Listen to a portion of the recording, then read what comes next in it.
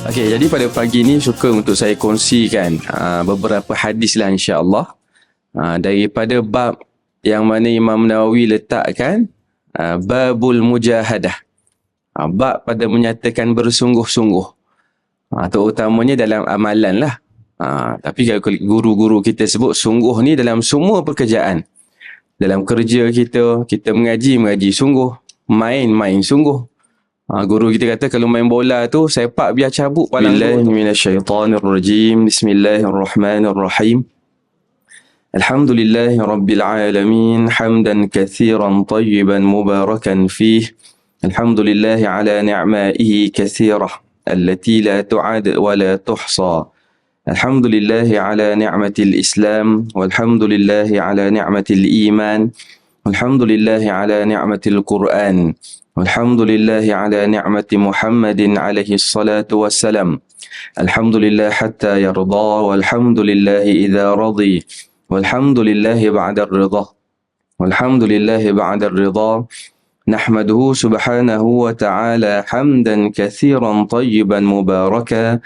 وأصلي وأسلم على حبيبنا ومولانا محمد بن عبد الله صلى الله عليه وآله وسلم وعلى آله وأصحابه أجمعين. قال رب اشرح لي صدري ويسر لي أمري واحلل عقدة من لساني يفقه قولي. اللهم افتح علينا حكمتك وانشر علينا من خزائن رحمتك يا أرحم الراحمين والحمد لله رب العالمين. أما بعد. Pertama dan selamanya kita bersyukur kepada Allah Subhanahu Wa Taala atas segala nikmat, rezeki, kesihatan, kebaikan, al-afiyah, kesejahteraan yang Allah berikan kepada kita semua. Alhamdulillah ala kulli halin wa ni'mah. InsyaAllah muslimin dan muslimat yang dirahmati Allah sekalian, mudah-mudahan pertemuan kita pada pagi ini diberkati oleh Allah Subhanahu Wa Taala. Dan mudah-mudahan ada ilmu yang bermanfaat untuk sama-sama kita kongsikan insya-Allah. Okey, jadi pada pagi ni suka untuk saya kongsikan beberapa hadis lah insya-Allah daripada bab yang mana Imam Nawawi letakkan babul mujahadah. Bab pada menyatakan bersungguh-sungguh. Terutamanya dalam amalan lah. Tapi kalau guru-guru kita sebut sungguh ni dalam semua pekerjaan. Dalam kerja kita, kita mengaji sungguh, main sungguh. Guru kita kata kalau main bola tu sepak biar cabut palang gol tu. Nak kata kena bersungguh. Sebahagian orang dia buat apa saja pun tak bersungguh, main tak sungguh, belajar pun tak sungguh. Jadi dia setiap pekerjaan. Cuma perbincangan kita babul mujahadah ni Imam Nawawi letakkan dalam kitab dia Riyadhus Salihin. Jadi dia lebih kepada amalan lah insya-Allah. Kita nak bincang beberapa hadis dan insya-Allah setiap hadis yang kita baca ini memang poin utamanya mujahadah lah, bersungguh-sungguh. Tapi insya-Allah ada banyak pengajaran yang lain setiap hadis yang kita baca insya-Allah. Okay, hadis yang pertama yang saya nak kongsikan insya-Allah. An Abi Abdillah Huzaifah bin al-Yaman radhiyallahu anhuma. Okay, hadis ni hadis riwayat Muslim daripada Huzaifah. Jadi tuan-tuan biasa dengar begitu kan, hadis Bukhari, Muslim daripada Abu Hurairah. Tadi kata Bukhari Muslim, kenapa Abu Hurairah pula? Tadi kata riwayat Muslim, kenapa Huzaifah pula? Apa maksud dia? Okey, hadis ni riwayat Muslim, dia ambil hadis ni dengan guru dia. Guru dia itu ambil dengan guru dia, ambil dengan guru sampailah kepada Huzaifah, sahabat Nabi. Sahabat Nabi yang mulia radhiyallahu anhuma, dialah yang ambil. Dialah yang ambil hadis ni dengan Nabi. Dan satu lagi Huzaifah ni secara ringkas dia terkenal lah dengan hadis-hadis riwayat akhir zaman. Ada kuliah akhir zaman ke? Kuliah tentang ni lah, tanda-tanda kiamat ada kan? Biasanya mesti banyak hadis daripada Huzaifah bin Yaman. Dan dia terkenal dalam satu riwayat, dia kata kana an-nasu yas'aluna ar-rasul sallallahu alaihi wasallam 'anil khair. Dia kata sesungguhnya manusia, sahabat zaman dia ni, orang-orang di zaman dia ni, sahabat-sahabat yang lain lah, suka tanya Nabi tentang kebaikan. Memang betul kalau kita mengaji hadis, Allah, memang macam-macam lah soalan sahabat ni mendahului kita. Apakah amalan paling afdal, doa paling afdal kan? Apakah amalan paling dicintai? Kita akan jumpa banyak hadis begitu. Kerana sahabat dia tanya lebih awal pada kita. Kita kalau Nabi masih hidup macam-macam kita nak tanya, betul kan? Macam-macam soalan lah, kalau boleh tak nak balik lah nak tanya soalan tu. Tapi sahabat mendahului kita. Kalau kita mengaji hadis, kita akan rasa Allah, sahabat tanya awal lagi. Memang banyak. Okey. Tapi Huzaifah bin Yaman ni dia kata, kuntu as'aluhu 'anil syarr. Aku ni lebih suka tanya tentang keburukan pada Nabi. Apakah dosa ni? Apakah dosa paling besar? Dia suka tanya pada keburukan. Makhafatan ayyudrikani. Tanya tu bukan sebab nak buat. Kalau yang baik tadi, sahabat tanya perkara yang baik memang nak buat. Berbeza dengan kita. Kita tanya juga yang baik, tapi belum tentu buat. Tanya sebab nak tahu dulu. Belum tentu buat. Tapi sahabat kalau dia tanya, dia akan buat. Bab mujahadah kan, bersungguh-sungguh. Tapi Huzaifah ni dia banyak tanya perkara yang buruk. Makhafatan ayyudrikani. Dia takut-takut perkara tu tertimpa dia. Sebab biar kita reti. Sebab tu saya selalu ulang kat tuan-tuan. Kita tahu dosa besar ni, supaya kita jauhilah dosa besar. Tapi cuba kita bilang, dosa besar ni ada berapa? Kan? Dosa besar, saya sendirilah, saya duk kira. Sebelum kita mengaji, duk kira kan. Yang pertama, syirik lah. Yang kedua, tinggal solat, derhaka ibu bapa, sihir, apa lagi? Kira-kira pun mungkin nak sampai 20 pun letih dah. Mungkin tak ada idea dah. Tapi kalau kita buka kitab, antaranya Imam Zahabi, dia kata ada 76 dosa besar. Antaranya lagi Imam Ibn Hajar, kitab dia Zawajir, 100 lebih dosa besar. Maknanya kata banyak dosa besar ni. Berbeza. Orang yang tinggal dosa besar dalam keadaan dia tahu, dengan orang yang tinggal dosa besar dalam keadaan dia tak tahu. Ada orang begitu. Dia memang tak buat dosa besar, tapi dia tak tahu pun itu dosa besar. Kan? Dengan orang yang tahu ini dosa besar, dia tinggal, dia ada kelebihan. Yang pertama tadi, dia tak buat, dia tak tahu, selamatlah dia sebab dia tak buat. Tapi orang yang reti, oh ini dosa besar, aku tinggal dia kerana Allah. Satu, dia selamat. Yang kedua, dia dapat kelebihan. Yang mana Al-Quran sebut, in tajtanibu kabair ma tunhauna anhu nukaffir ankum sayyiatikum wa nudkhilkum mudkhalan karima. Kelebihan yang pertama, dia dihapuskan kesalahan dia. Yang kedua, wa nudkhilkum mudkhalan karima. Allah masukkan dia di tempat yang mulia, syurga Allah. Sebab tu penting untuk mengaji. Antaranya banyak riwayat Huzaifah bin Yaman. Ini secara ringkaslah kita kenal dia, nama sahabat Nabi mulia radhiyallahu anhuma. Okey, pada hadis yang kita nak bincang ni, bukan tentang akhir zaman lah, tentang bab mujahadahnya, bersungguh-sungguhnya Nabi kita Muhammad sallallahu alaihi wasallam. Kita nak lihat contoh yang paling terbaik terus Nabi kita. Okay, Huzaifah kata, Sallaitu ma'an Nabi sallallahu alaihi wasallam dhata laylatin. Aku ni pernah solat belakang Nabi pada suatu malam. Jadi kat sini solat sunat lah. Bila satu malam ni maksud dia solat sunat. Faftatahal baqarata. Nabi buka, lepas baca Al-Fatihah tu Nabi buka dengan surah Al-Baqarah. Nabi buka surah Al-Baqarah. Fakultu yarka'u 'indal mi'ah. Mungkin sebahagian dah biasa dengar hadis ni. Kita ulang insyaAllah menguatkan fahaman kita. Maka Huzaifah kata, Nabi buka dengan Al-Baqarah ni. Macam kita jugalah. Kalau tarawih yang imam baca panjang ni, bila nak rokok ni. Huzaifah pun dia kata, Nabi buka Al-Baqarah.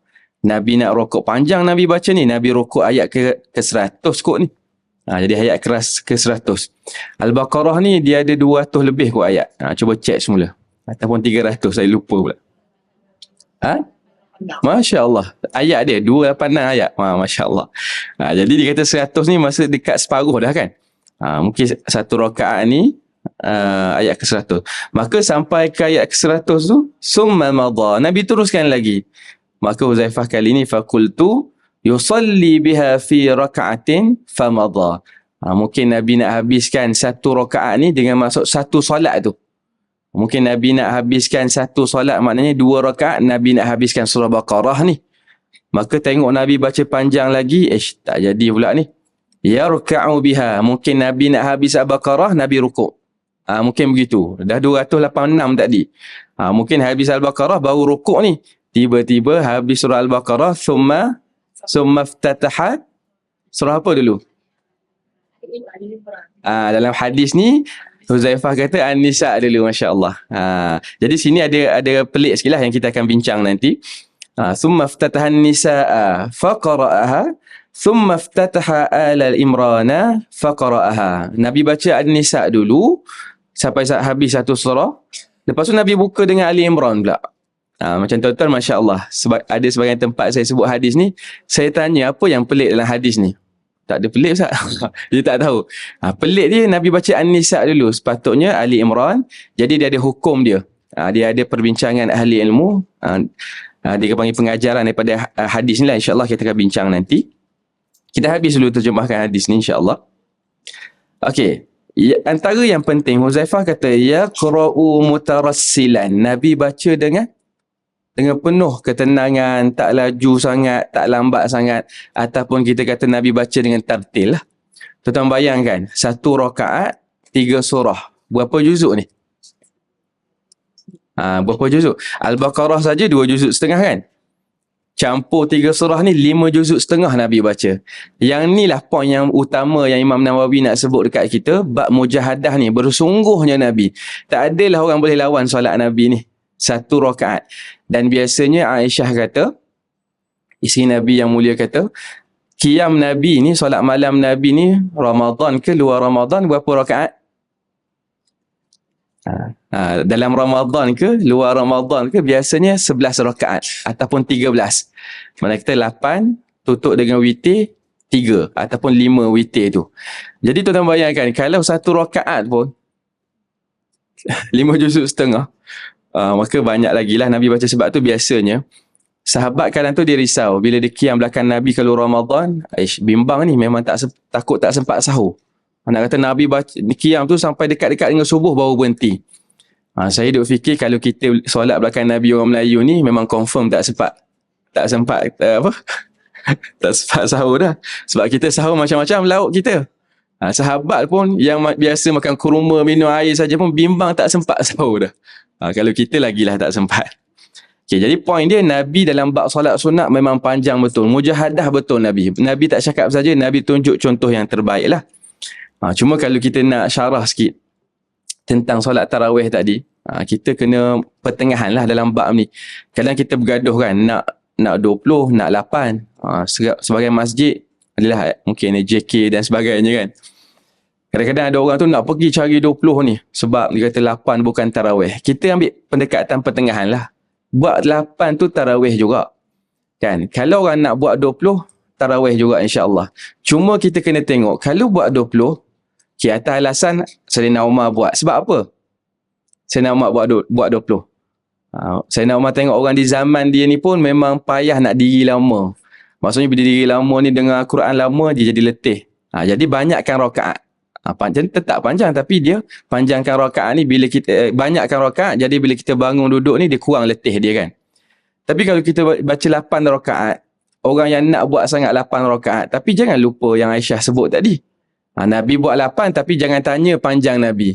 Kita bergaduh nak buat 8 sangat ni. Sebab Aisyah kata Nabi ni Ramadan ke luar Ramadan mesti 11 saja. Maka 8 lah tarawih tu. Okey, tak apalah nak buat yang tu bagus. Tapi ambil yang panjang tu juga. Setengah tempat buat 8, pukul 9 mula, 9.20 habis dah. Tak ada ruh Al-Quran tu. Sedangkan tarawih tu lah ruh Al-Quran. Nak dengar Al-Quran, nak baca Al-Quran. Kalau buat 20 pun dia bukan bid'ah. Walaupun Nabi buat 8, buat 20 dia bukan bid'ah. Sebab sunnah siapa? Sunnah Umar. Umar yang buat dan Nabi bagi pengiktirafan dah. Khulafa' Ar-Rasyidin ni apa yang dia buat, dia adalah sunnah juga. Maka tak ada isu lah. Kalau nak buat 8, bacalah panjang sikit. Kalau orang nak buat 20 pun boleh juga. Tak perlu bergaduh lah yang paling insyaAllah.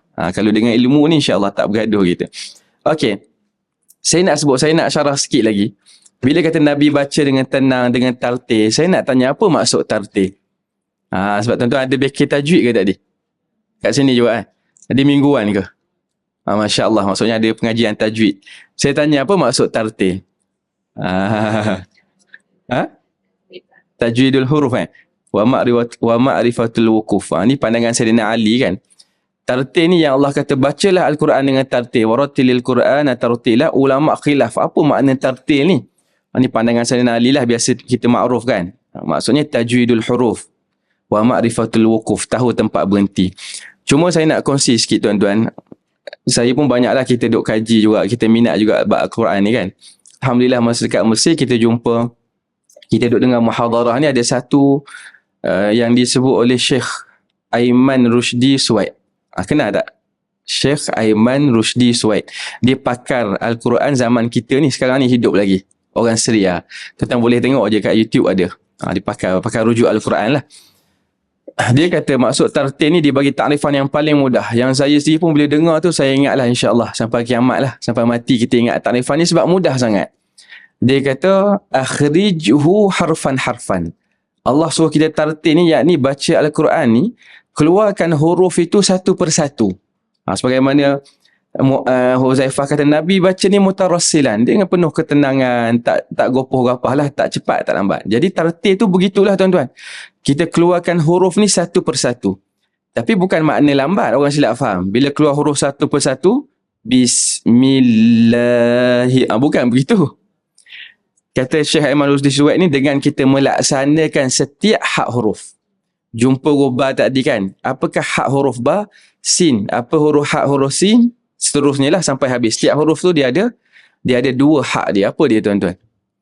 Dua hak ni lah kita panggil asas-asas ni. Dua asas ilmu tajwid. Mana kata tuan-tuan, peringkat awal yang paling utama nak ajar anak kita, cucu kita ataupun tuan-tuan sendiri, dalam tajwid ni nak kena mengaji apa dulu? Masya Allah, Alhamdulillah. Makharijul huruf, tempat keluar huruf dan sifat dia. Yang ni lah dua asas ilmu tajwid. Sebab saya duk ingat, saya sendirilah peringkat kita duk mengaji sekolah rendah, menengah, masuk Mahat Hafiz, pergi Mesir pun samalah. Kita bila belajar tajwid, kita akan belajar apa? Nun mati, min mati, betul tak?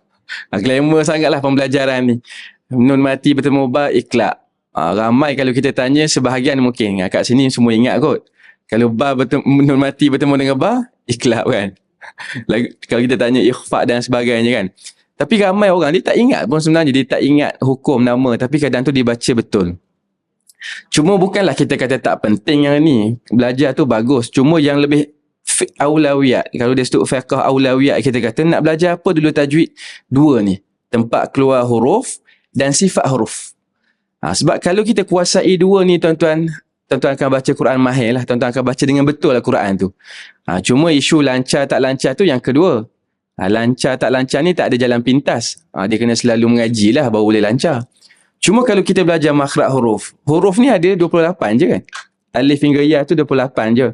Kita tahu alif kat mana keluar, ba kat mana keluar. Seterusnya habis 28 belajar sifat dia pula. Settle tuan-tuan. Yang paling penting makhraj ni. Makhraj ni tempat keluar huruf. Kerana kalau silap makhraj, dia boleh silap apa? Silap huruf lah, silap makna. Antara yang ketara biasanya zal. Kan, shin, sin tu. Sa. Okey. Ada 3 huruf yang keluar lidah. Apa 3 huruf yang keluar lidah? Sa. Okey. Zal, satu lagi? Za, Masya Allah. Biasa za ni ramai yang tak ingat. Tuan-tuan, Masya Allah, ke depan lah. Boleh jawab semua saya nampak ni. Okey, jadi sa dengan za ni biasa kalau tak keluar lidah, memang peratus dia pergi jadi zai dengan zai dengan, kalau tadi sin lah, sin. Bismillah. Bismillah. Dengan sin tu. Okey, tak apalah. Dan saya yakin tuan-tuan ada guru Quran tuan-tuan, kena perkemaskan makhraj huruf ni, kat mana keluar.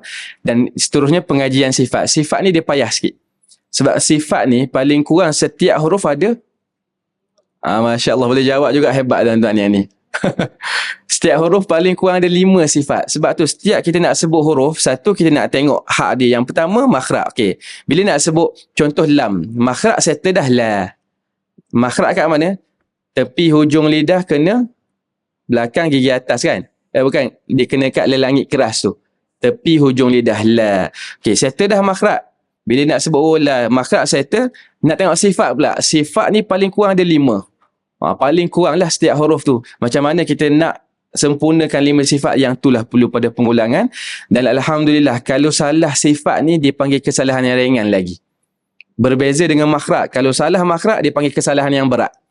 Kalau Al-Fatihah buat dalam salat sengaja, batal lah. Kesalahan yang berat ni. Berubah baris, berubah huruf. Sebab sifat ni banyak sangat. Cuma mungkin saya boleh buat contoh sikit sebab orang Melayu dia satu lagi sebahagian dia terpengaruh dengan lahjah kan. Terpengaruh dengan lahjah sebab orang Melayu ni dia bercakap, terutama mungkin saya orang Terengganu Pantai Timur ni, kita bercakap kadang tu tebal kan. Assalamualaikum, kum. Sepatutnya kum. Kum kan? Assalamualaikum, bukan kum. Orang Melayu bukan salah, sifat tu salah dah. Makhraj mungkin betul. Makhraj tu mungkin betul. Tapi sifat tu salah. Kum. Patutnya kum. Kum. Salah dah. Kita orang Melayu matkan pula. Assalamualaikum. Betul tak? Ada mat ke tak ada? Tak ada. Ha? Itu sebab apa? Oh, bahasa pasar. Tapi sepatutnya tak ada mat lah kat situ. Cuma orang Melayu ni dia takut orang tak keluar rumah kan.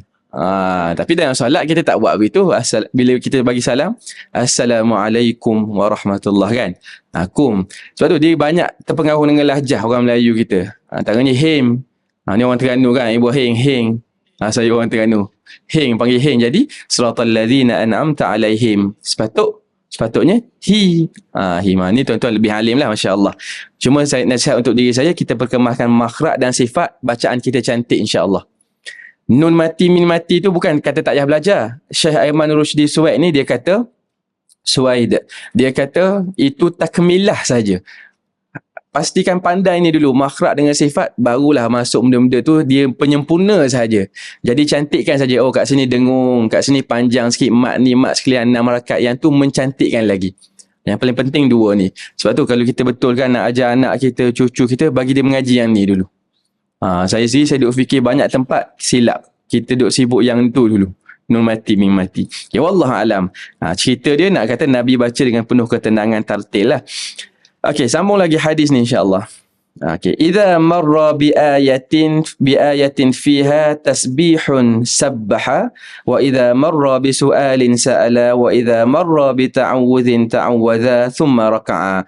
Sebagaimana tuan-tuan maklum juga yang ni, Muaz kata Nabi bila dia jumpa ayat yang berbentuk tasbih, dia pun tasbih menyucikan Allah kan, memuji Allah.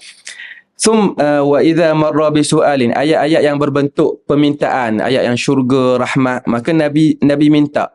Atau yang ketiga, bila Nabi jumpa ayat-ayat yang berbentuk minta perlindungan, Nabi minta perlindungan dalam solat tu. Yang ni memang kita tahu lama tapi kita tak buat, betul tak? Pernah buat tak? Tak pernah buat. Jadi tuan-tuan cuba latih. Mungkin kita payah sebab kadang kita tak faham. Jadi cara dia, ulama kata, para guru kita lah, para guru kita sebut, cara dia kita hafal siap-siap dulu ayat. Cari dulu ayat-ayat yang berkenaan dengan syurga, ayat-ayat yang pendek yang kita mudah dan kita dah hafal pun. Contoh, ayat syurga, kita nak baca dalam qiyam malam ni. Jadi kita dah ada target dah. Malam ni bila kita baca, kita minta dalam solat. Dia mustajab tuan-tuan, minta doa dalam solat ni. Kerana kita sedang, kita kan, solat ni kan kita sedang bermunajat, jumpa dengan Allah Ta'ala. Selepas solat, disunatkan doa juga. Tapi berbeza doa dalam solat tu. Dia lebih mudah mustajab insya-Allah. Okay, jadi cuba buat. Maksudnya cari dulu ayat-ayat yang berkenaan syurga, ayat-ayat yang berkenaan neraka. Sebab apa? Bila neraka nanti, ayat malam ni nak baca, nak minta ta'awuz. Minta dalam doa bahasa Arab lah. Bila jumpa ayat neraka, a'udzubika Allahumma inni a'udzubika minan nar. Itu paling pendek lah. A'udzubika minan nar. Aku mohon kepada kamu ya Allah, dijauhkan daripada api neraka. Paling pendek tu. Kalau neraka, kalau syurga, Allahumma inni as'alukal jannah. Mudah yang tu. Kalau jumpa ayat tasbih, subhanallah. Imam Nawawi kata, solat fardu, solat sunat. Lebih dituntut buat solat sunat. Solat fardu tidak dituntut buat sangat. Tapi kalau buat tak batal solat. Boleh juga. Lebih dituntut dalam solat sunat yang ni.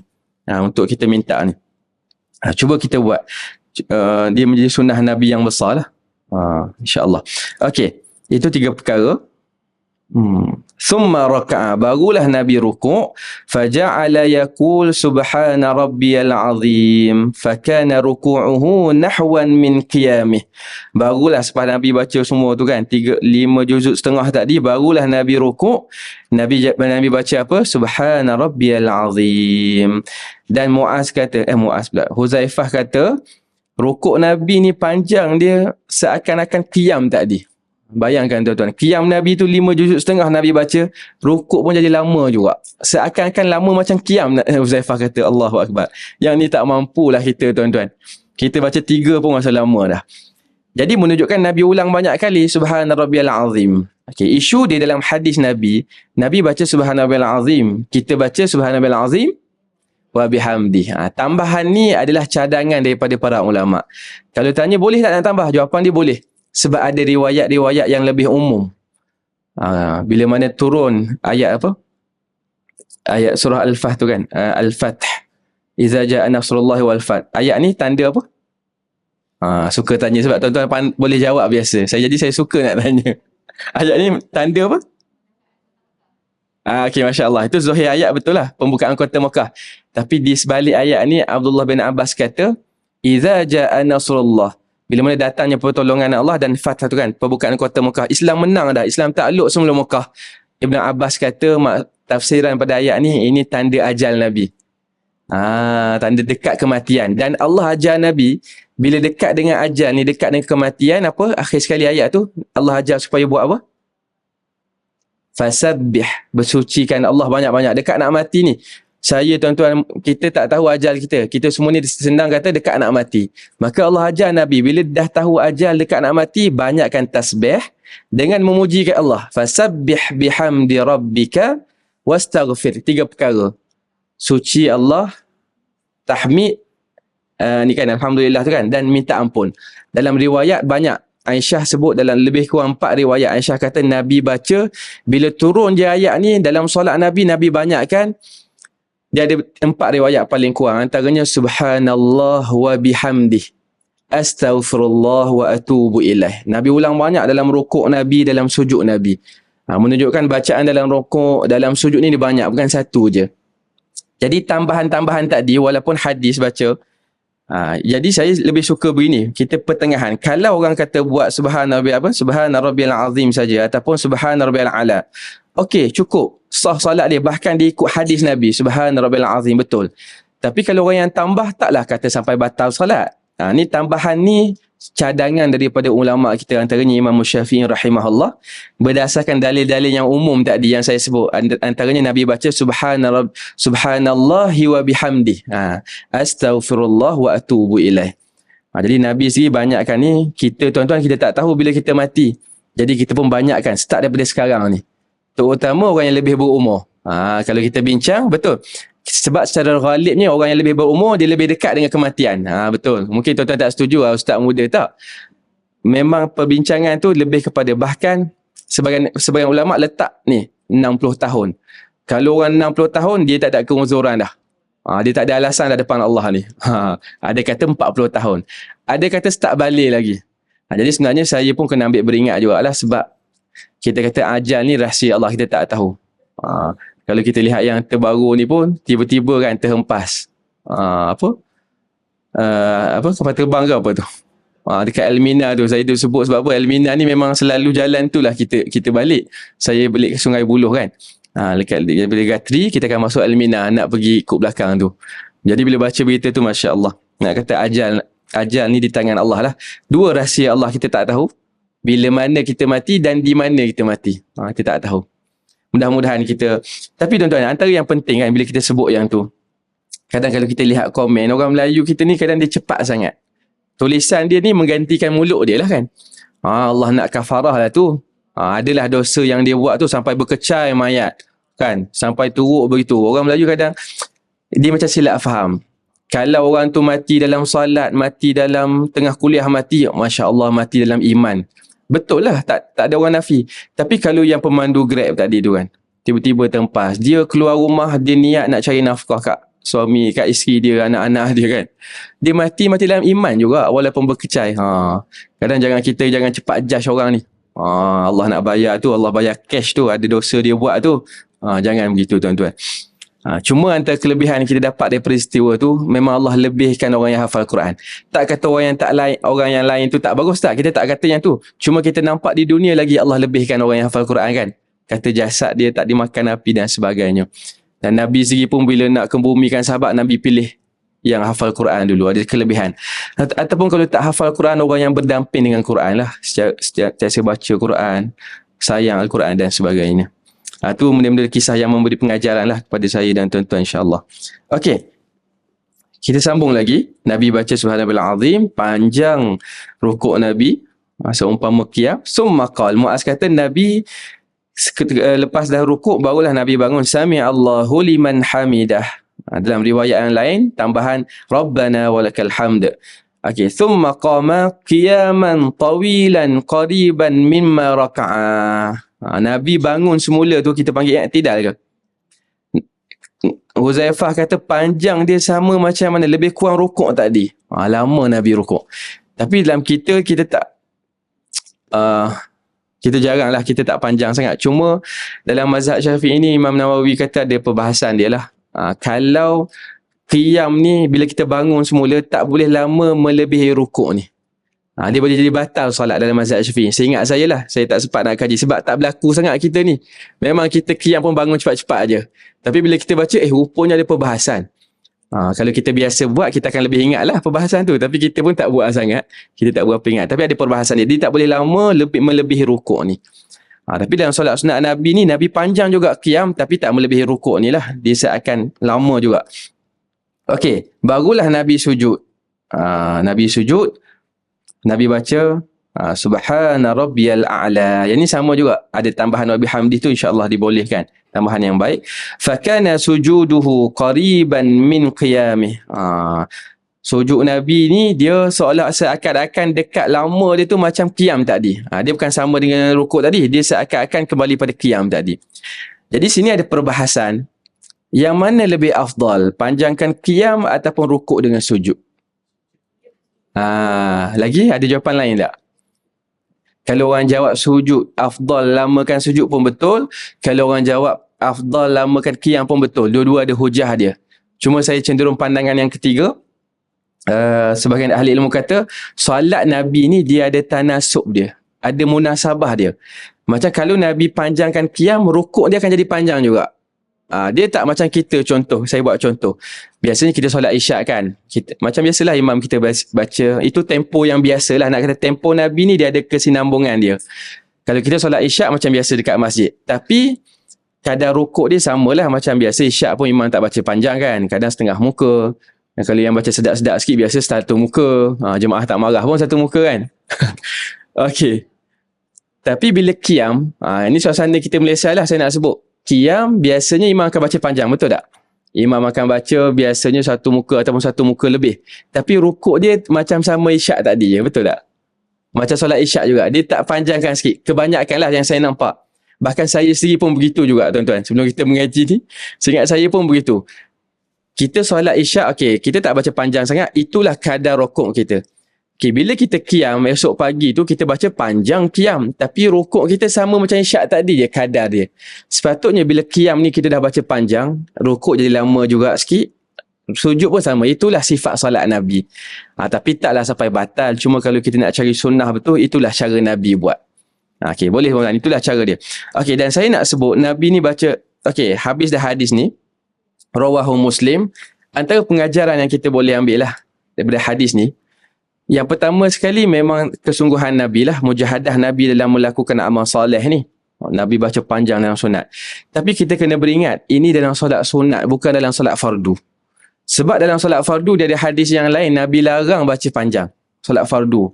Saya lupa Nabi marah pada sahabat. Nama apa sahabat tu, Nabi kata kamu menyebabkan orang lari. Baca panjang sangat ni, kamu menyebabkan orang lari. Di belakang kamu ada orang sakit, ada orang uzur, ada orang tua kan. Nabi kata ada orang zul hajah, ada orang yang ada punya hajat dia. Dan agama ni dia ra'i, dia iktibar juga. Walaupun hajat tu hajat keduniaan, tak apa tuan-tuan. Agama dia ra'i. Ada orang tu sebab dia nak cepat nak pergi kerja, nak pergi cari duit. Walaupun benda keduniaan, agama iktiraf perkara tu. Itu kata rahmatnya agama. Dan baca pendek dalam fardu ni bukanlah semestinya ayat lazim je. Mestilah kalau wahab baru betul, barulah sunnah Nabi. Sebab Nabi marah baca panjang. Bukan begitu. Pendek ni berdasarkan uruf setempat. Agama diiktibar uruf setempat ni. Maksudnya macam masjid tuan-tuan, kampung tuan-tuan ni, qaryah tuan-tuan. Kalau imam baca semuka tu kira pendek lagi lah. Iktibar pendek lah tu. Tak termasuk dalam larangan Nabi. Sebab iktibar uruf kata kalau imam baca dua muka pun kami rasa macam pendek. Okey, bila uruf tahu dah perkara tu, jadi dia tak timbul larangan Nabi tadi. Okay, orang sakit, dia tahu dah kalau aku pergi solat ni biasanya imam akan baca dua muka tu, pendek je imam akan baca dua muka. Jadi aku ni kalau yang ada hajat ni tak payah pergilah, dia tahu daripada awal lagi. Tak termasuk dalam larangan Nabi. Menunjukkan walaupun pendek bukanlah semestinya ayat lazim. Dan kadang-kadang kita kena tengok keadaan juga. Saya nak luaskan contoh ni, saya ada baru baca lah baru ni. Di Facebook ada orang tulis. Kali pertama dia solat jemaah dekat RNR. Biasa mungkin RNR ni dia solat sendirilah. Kali pertama dia solat jemaah ni, dia kata imam Masya Allah dia baca Al-Mulk habis. Baca surah Al-Mulk habis. Tempat persinggahan solat. Saya kata Allah, memang bukan. Kita sendiri pun banyak kali kena. Kata orang kita. Al-Mulk kan 2 muka setengah kan. Tuan-tuan bayangkan. Kita tempat persinggahan ni jangan panjang lah. Kalau boleh zikir tu pun bagi salam bangun terus. Sebab Nabi pun pernah. Kita dah baca hadis juga kan. Nabi solat asar dekat Madinah tu. Bukan dekat tempat musafir. Dekat Madinah. Tempat Nabi. Nabi ingat ada sesuatu. Lebihan emas kan. Lepas salam. Uqbah kata Nabi terus bangun. Fasqama musri'an. Maka Nabi pernah buat begitu. Kita kalau tempat-tempat begitu. Imam sekalipun. Imam bangun terus. Zikir sendirilah tuan-tuan. Kita banyak kali. Saya sih banyak kali kena. Kadang imam ni dia dah imam tu sah yang ketiga. Kadang mungkin situasi dia orang pergi kan, tiba-tiba orang datang lewat cubit bahu dia kan, jadi imam. Mungkin dia duduk saf ketiga. Tak apalah, kita husnuzon lah yang tu, tak apa. Dah bila dah jadi imam kan, jadi jemaah banyak pula belakang ni, 2 saf yang depan ni bazir dah kan. Yang duk ambil wuduk ni duk tunggu lama. Tiba-tiba dah bagi salam, zikir panjang pula. Sepatutnya tak perlu dah tuan-tuan. Kita kalau orang mengaji ni insya-Allah tak berlaku sangat. Yang ni tuan-tuan bagi tahulah. Luaskanlah perkara-perkara ini, tuan-tuan tulislah kat Facebook tuan-tuan. Biar orang reti sikit. Kadang ni benda-benda yang mengganggu lah kan. Benda yang mengganggu. Baca Al-Mulk panjang sangat lah kalau baca Al-Mulk di RNR tu. Wallahualam. Jadi kadang-kadang kita lihat situasi dan sebagainya. Okey. Dalam solat sunat dipanjangkan. Sama juga dalam bab sujud, doa dalam sujud, doa dalam rukuk tadi saya selalu peringatkan. Kalau kita jadi makmum kena ikut imam. Sebahagian orang imam dah tahiyat akhir dah nak bagi salam dah, dia sujud yang last sekali. Salah satu kadang kita fikir, kenapa sujud last je? Kenapa tak panjangkan setiap sujud? Orang kita faham yang last sebab Nabi tak pernah khususkan yang last pun. Nabi kata banyakkan sujud tu kan, doa ketika sujud tu. Sujud yang pertama, setiap rakaat ada 2 sujud. Kadang kita ni biarlah. Tak apalah, tak jadi masalah pun nak khusus yang last sebab kita fikir nak bagi salam nanti. Tak apalah. Cuma kalau jadi jemaah, jadi makmum, yang lebih wajib, yang lebih mustahak ikut imam. Kalau imam bangun, terus bangun. Itu sunnah yang lebih utama. Walaupun betul perbahasan mazhab Syafi'i, kalau tak lebih 3 rukun daripada imam, sah lagi salat. Dan kita kalau buat ibadat, bukan nak tahu sah tak sah, kita nak ambil kesempurnaan ibadat tu. Kena ikut sunnah Nabi insya-Allah. Jadi sebahagian tempat terutama di Mekah lah kita lihat. Sebab Mekah ni dia tahu. Saya tak pernah pergi lagi tapi dia ceritakan begitulah. Sebab Mekah ni tempat yang besar fadilat dia. Kadang tu imam nak bagi salam dah. Wallahualam, ada tak isu bagi salam dulu dia tak bangun lagi, wallahualam. Yang tu mungkin meninggal lah. Itu mati dalam husnul khatimah lah. Imam bagi salam dah, dia sujud lagi. Jarang-jarang kot ada isu tu. Tapi biasanya imam ni dah bangun dekat nak bagi salam. Dia tahu pula yang ni nak bagi salam dah ni, dia bangun dulu. Yang tu bagi saya tidak menepati sunnah. Nak doa panjang-panjang sama juga isu dia tadi. Baca panjang tu kat mana? Dalam solat sunat. Dalam solat sunat. Okay, wallahualam. Dan hadis ni juga memberi makna secara asas solat malam memang bersendirian. Kecuali Ramadan. Asas solat malam ni Nabi sendiri dia bersendirian. Kecuali Ramadan dia jemaah. Tetapi kadang-kala jemaah juga. Sebab riwayat ni, Huzaifah dia solat belakang Nabi. Jemaah lah tu. Kadang-kadang kita lihat riwayat lain, Abdullah bin Mas'ud. Kadang-kadang Abdullah bin Abbas solat belakang Nabi. Tapi jarang-jarang. Sebab solat malam ni sebenarnya dia, antara kelebihan solat malam ni, dia nak khususkan kita semata-mata kerana Allah. Sebab sendirian, nak jaga ikhlas. Sebab tu ulama' dulu dahsyat kalau dia jaga ikhlas ni. Kita baca, dia bangun malam 20 tahun, bangun malam, dia menangis 20 tahun. Isteri dia tak tahu. Bukan isteri jiran dia. Isteri dia tak tahu. Bukanlah kata tak boleh isteri dia tahu, tapi kita nak khususkan ibadat tu semata-mata kerana Allah. Sebab tu daripada hadis-hadis ni kalau kita mengaji, yang sunat ni kalau boleh tutup tuan-tuan, jangan cerita. Kita banyak kali kena. Kadang kita duduk bersembang, ustaz saya letih sikit hari ni saya puasa. Isnin Khamis. Dia tiba-tiba tak perlu nak cerita. Wallahualam, akhir sekali kembali pada niat dia. Betul, itu asas agama, kembali pada niat. Kita tak judge dia. Tapi bila duk cerita gitu, kita memang dia mengurangkan lah. Dia mengurangkan, dia mencacatkan ikhlas tu. Walaupun mungkin ada lagi pahala, dia mengurangkan pahala. Dan akhir sekali kita bimbang, jadi sia-sia. Yang ini kita bimbang. Sebab kalau boleh solat sunat, dia dalam satu hadis Nabi kan, yang Muaz tanya masuk syurga, amalan yang masuk syurga dikeluar dijauhkan daripada api neraka kan, dalam hadis 40 tu. Nabi jawab yang rukun iman, rukun Islam tu. Lepas tu Nabi jawab ada 3 pintu kebaikan. Nabi kata, mahukah aku beritahu kamu pintu kebaikan? Pintu kebaikan ni banyak, tapi Nabi sebut 3 je. 3 ni 3 yang utama, tapi kalau kita perasan 3 ni semua nak mendidik ikhlas tu. Yang pertama Nabi kata puasa sunat. Sebab puasa sunat ni kalau kita tak cerita kat orang, tak ada orang tahu. Kita dengan Allah aja, betul. Yang kedua Nabi kata sedekah. Sedekah ni kalau kita share, tak ada orang pun tahu kan. Sedekah secara inilah sir ni. Senyap-senyap tak ada orang tahu. Sebab nak mendidik ikhlas tu. Kita tak nafikan boleh juga sedekah secara terangan kerana ada hadis dan sebagainya. Yang ketiga Nabi kata salatul rajuli fi jawfil lail. Solat seseorang pada tengah malam. Nabi tak kata solat sunat pagi pun ada solat sunat. Rawatib pagi sebelum kan ada, tapi Nabi sebut solat pada tengah malam. Sebab apa? Kita akan lihat point dia, jaga ikhlas tu. Kalau boleh dalam hadis yang lain, bangun malam wanna sunniyam kan. Kamu solat tengah malam dalam keadaan orang lain sedang tidur. Nak jaga ikhlas tu payah. Sebab kita kalau boleh jaga, inilah asas utama ikhlas ni, tutup betul tak cerita kat orang, yang inilah boleh menyebabkan gandaan pahala tu insya-Allah, sempurna ibadat tu kalau kita jaga betul-betul ikhlas ni. Okey, wallahu alam. Ini antara pengajaran daripada ayat ni kan, hadis ni, boleh solat sunat berjemaah. Kadang-kadang qiyamul lail tu. Apatah lagi masjid. Kan, masjid sebulan sekali buat qiyamul lail kan, tarik jemaah, dibolehkan. Okey, seterusnya yang akhir sekali daripada hadis ni, kita nak lihat perbahasan tadi lah. Nabi baca Al-Baqarah, Nabi buka dengan An-Nisa dulu. Sepatutnya kalau kita lihat Quran kita sekarang ni, Ali Imran dulu kan. Okey, jadi di sini ada 2 pandangan ahli ilmu. Daripada hadis ni keluar 2 pandangan lah. Bukan keluar 2 pandangan. Ada 2 pandangan ahli ilmu. Salah satunya berdalilkan dengan hadis ni. Pandangan yang pertama, dia kata Al-Quran ni, susunan tartib surah dalam Al-Quran ni, dia bukan tauqifi. Bukan daripada Allah dan Rasul. Ni pandangan yang pertama.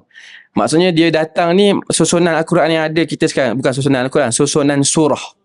Dalam Al-Quran ni dia kata ijtihad sahabat. Ijtihad kaum muslimin. Ijtihad sahabat. Sebahagian pandangan kata tak, yang ni memang daripada Allah dan Rasul. Dia berbentuk tauqif lah daripada Allah dan Rasul. Okey, 2 pandangan. Yang pertama, yang kedua. Pandangan yang pertama ni dia kata ijtihad sahabat saja susun. Dia memberi makna boleh tuan-tuan dalam solat, di luar solat tuan-tuan boleh baca surah belakang dulu, rakaat yang kedua baca surah yang depan pula. Boleh, tak batal solat dan tak berdosa pun, tak makruh pun. Ini pandangan yang pertama.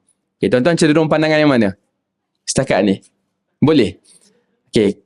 Tapi tak apa, dua pandangan dia ada hujah dia, dan kita dia panggil khilaf yang mu'tabar lah yang ni. Maksudnya dua-dua kalau dia buat pun insya-Allah boleh, kita berlapang dada. Pandangan yang kedua tak, dia kata susunan ayat surah ni memang daripada Allah dan Rasul, maka memberi natijah nak solat ke mesti baca rakaat pertama yang awal dulu. Kalau kita buat terbalik, dia tak sampai haram kan ni. Dia makruh saja. Kalau yang pandangan yang kata tartib ni daripada sahabat, boleh ikut mana pun boleh. Cuma dua-dua ni sepakat tak boleh nak dahulukan ayat yang akhir daripada ayat yang awal. Tadi kita bincang tartib surah, bukan tartib ayat. Okey, surah begini. Kalau kita baca rakaat pertama surah An-Nas dulu. Rakaat kedua surah Al-Falaq. Sah salat tu berdasarkan pandangan yang pertama ni tak dosa, tak makruh pun. Yang kedua kata makruh, tak boleh. Dia menyalahi apa yang disusun oleh Allah dan Rasul. Okey, tapi dua-dua ni sepakat tak boleh kalau kita dahulukan ayat belakang. Bukan surah, ayat. Qul a'udzu billahi nas min syarri. Kita rakaat pertama ni contoh yang mudah lah. Biasa memang tak berlaku. Biasa berlaku surah-surah yang besar tu. Tiba-tiba kita baca yang bawah dulu. Qul apa tadi? Minal jinnati wan nas kan. Yang akhir tu. Masuk rakaat kedua kita ambil daripada awal ayat tu pula. Qul a'udzu. Tak boleh. Dahulukan ayat tak boleh. Tapi dahulukan surah boleh. Dia tak batal solat dan sebagainya. Tapi dahulukan ayat tu sampai batal, wallahualam, saya tak pasti. Cuma dia dilarang lah, mungkin sampai tahap haram. Tapi batal tu satu isu yang lain pula kalau batal ni. Okey, itu satu bab. Okey. Yang kata apa? Ijtihad sahabat sahaja ni, dia kata ni dalil dia yang kita duk baca ni. Tengok. Nabi sendiri pun solat, Nabi dahulukan nisa dulu. Menunjukkan surah ni bukan daripada Nabi, maksudnya dia memang ijtihad sahabat saja yang susun. Nabi sendiri pun tak ikut. Maksudnya praktikal Nabi pun tak ikut kan. Dia kata ini hujah dia. Maka kuatlah sebenarnya. Kuatlah kan. Okay, pandangan yang kedua kata tak, hadis ni Nabi solat ni di awal hayat Nabi lah. Sebab ada riwayat bila akhir-akhir hayat Nabi ni, Nabi baca betul semula. Nabi baca Al-Baqarah, Nabi Ali Imran. Sebab tu dia ada surah dipanggil surah Zahwarain. Dua surah Zahwarain ni Al-Baqarah dan Ali Imran. Dia kata di akhir hayat Nabi memang Nabi betulkan semula kedudukan. Kerana ni hadis ni di awal penurunan wahyu lagi. Jadi dua-dua ni tengok tuan-tuan, hadis yang sama, cara faham berbeza. Sebab tu kalau orang yang mengaji ni, bagi saya dia tak ada isu sangat nak bergaduh isu agama ni. Kadang kita lihat kat media sosial ni sebab tak mengaji tuan-tuan. Banyak hari ni ustaz-ustaz bergaduh sebab isu furuk je. Yang saya paling tak suka, akhir sekali kita melanggar usul agama tu. Usul agama Allah kata jangan berpecah. Tapi kita berbalah isu furuk yang masing-masing ada dalil. Kan, yang ni kata kunut, yang ni kata tak kunut. Yang ni benda yang kalau orang mengaji, bagi saya settle kan. Sebab tu kita kena, orang mengaji ni kena banyak berlapang dada. Ilmu Allah ni luas sangat. Kita buat ni atas keyakinan kita, insya-Allah kita ada jawapan. Orang lain tak semestinya salah. Saya buat contoh. Tak payahlah panjang pula contoh tu. Okey, tak apalah. Saya nak masuk satu lagi hadis. Kebetulan 5 minit lagi boleh insya-Allah. Okey, satu lagi hadis daripada bab ni juga. Sebab dia ada kaitan dengan hadis yang kita baca ni. Ani bin Mas'udin radhiyallahu anhu qal. Daripada Abdullah bin Mas'ud, sahabat Nabi yang mulia. Okey, Abdullah bin Mas'ud ni dia orang yang rapat sangat dengan Nabi.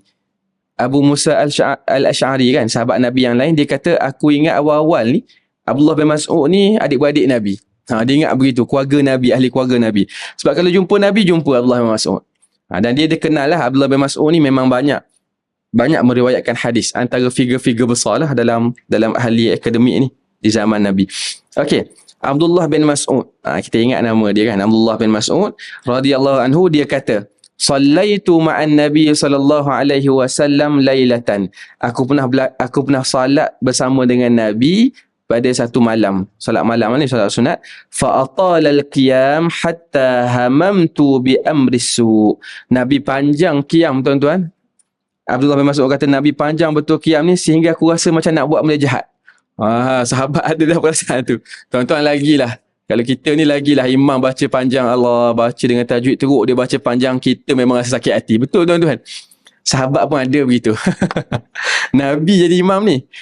Lepas tu sahabat yang lain tanya, Kila. Maka orang tanya dia, wa ma hamamta bihi. Apa yang perkara jahat yang kamu nak buat tu? Apa jahat tu terjemahan macam tak baik sangat.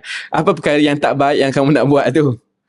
Maka jawab Abdullah bin Mas'ud, hamamtu ay an ajlisa wa ada'ahu. Hadis riwayat Bukhari Muslim. Aku rasa nak buat perkara yang baik, tak baik tu apa? Aku kalau boleh aku nak rasa nak duduk ataupun aku rasa nak tinggal tu. Nak batal solat tu, nak keluar. Sebab panjang sangat tak tahan. Masya Allah tuan-tuan, Imam Nawawi dia tengok hadis ni, dia kata tengok adab seorang sahabat dengan Nabi. Jadi dia keluarkanlah pengajaran daripada hadis ni, antaranya adab seseorang yang dengan lebih tua ataupun yang lebih alim.